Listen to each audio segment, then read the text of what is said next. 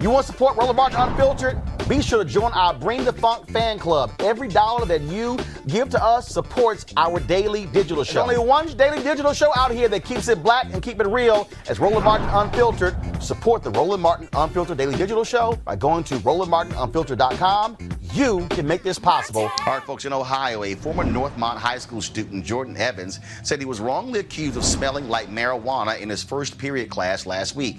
The suspension notice mentioned several members of the staff smelling him. He said he was searched. His mother, Katina Cottrell, who's a registered nurse, was called to the school where she tried to prove her son's innocence. She took a drug test to the school and tested him in front of the principal. The results came back negative. She then took her son to urgent care to have another test done the same day with the same negative result. Cottrell says she's worried her son is being racially discriminated against.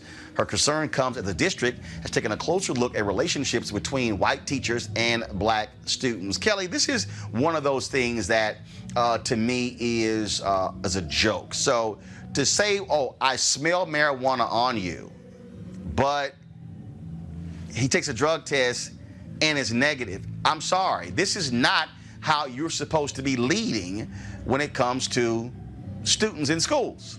Not at all. And, you know, I understand, especially in primary schooling, you know, K through 12 schools, that there may be a zero tolerance policy for such substances on minors. However, if you tested negative, it doesn't matter what you smell. You obviously don't have any on you, and you don't have it on your person, and you weren't using. So, you know, the school, you know, in good faith should have just apologized to the student and the parent, and the student should have just been able to go to class immediately. This is one of those cases where the school just felt like it had to save face and stand strong in their conviction that this child was wrong, when in fact the child was right. And I feel like it was more of an inflated ego and just bad practice all around to feel like a child couldn't be right in this situation. Yeah, the school definitely needs to rectify it immediately, have it off his record so that nothing like this will show up in future documents for him. Like, I don't know if this child was in high school or not. I didn't catch that part of the story. But regardless, there should be nothing regarding this child that would hinder him from, you know, pursuing his education even further, when it really was the school's fault that any of this happened in the first place. I just don't understand, Melek, how somebody can smell like marijuana but take a drug test and is negative but still get suspended. Hey, I'll just say this. It is very possible to be around people who smoke marijuana, walk away smelling like marijuana, Absolutely. And haven't smoked marijuana yourself. It's kind of like cigarettes in that case. Yes. I mean, you can be around someone who hasn't smoked, who you don't smoke cigarettes yourself, but you're around people who smoke, and so you end up smelling like smoke. This is a little ridiculous. I do know that the school's policy is that you can't have marijuana on your breath or person. So that's very possible that he smelled like marijuana because he could have been around people who smoked. But I think when you get to a point where you're actually having not just one drug test, the notion that his mother even had to come and give him one is already crazy. But then you go a little further and you do a second drug test. I think under those circumstances, the school clearly overreached at this point, because you can smell marijuana on him, but if you have proof, because at this point, that's the proof. The proof is the drug test. And so if you have that information, if you have that proof, to then go ahead and continue with the suspension is a very heavy-handed, and I think that that's something that the district itself should reconsider.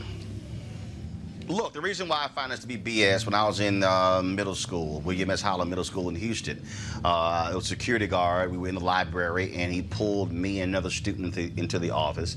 One was a Latino young man, and both of us had similar afros, curly hair, and so clearly the teacher, her name was Miss Hart, and she, I think this was 8th grade.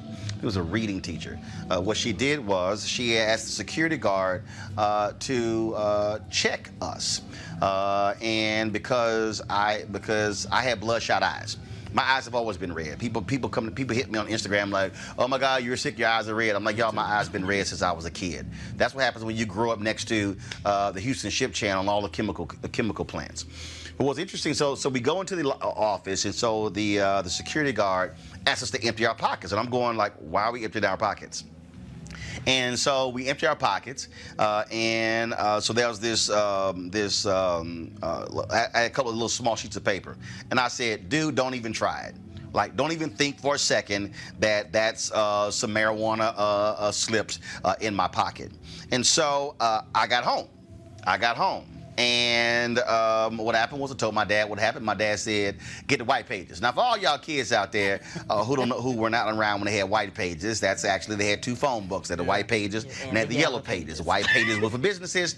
Yellow pages, of course, were for businesses. So I got the white pages, and my dad, he called the middle school. Mr. Broussard was the principal, and he asked for him. And he said, Mr. Broussard, my son just came home and told me what happened. He said, let me be real clear. None of my kids drink. None of my kids use drugs. He said, I fully expect when my son comes to school tomorrow that his teacher, he said, what's her name, son? I said, Miss Hart. He said that she's going to apologize to my son for what she did.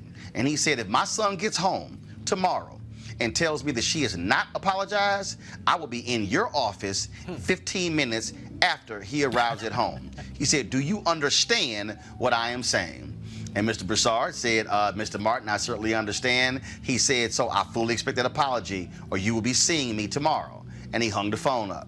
Next day, I went to that class. Miss Hart, who was a white teacher, yes, she apologized to me personally for having me search for marijuana.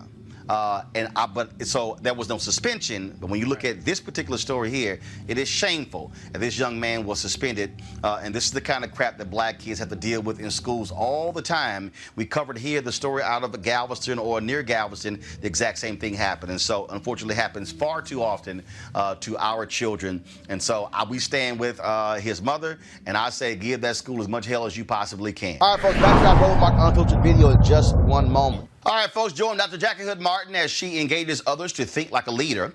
Are you looking to enhance your leadership or that of your team in 2020? Well, join her newest online course and mastermind group, How Successful People Think.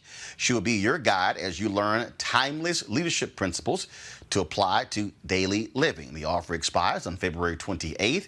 Register or start the online course today by going to www.live2lead.com/Leesburg. That's www.live2leadsburg. Now back to your Roland Martin Unfiltered video. You want to check out Roland Martin Unfiltered? YouTube.com/Roland S. Martin. And subscribe to our YouTube channel. There's only one daily digital show out here that keeps it black and keep it real. It's Roland Martin Unfiltered. See that name right there? Roland Martin Unfiltered. Like, share, and subscribe to our YouTube channel. That's youtube.com/Roland S. Martin. And don't forget to turn on your notifications so when we go live, you'll know it.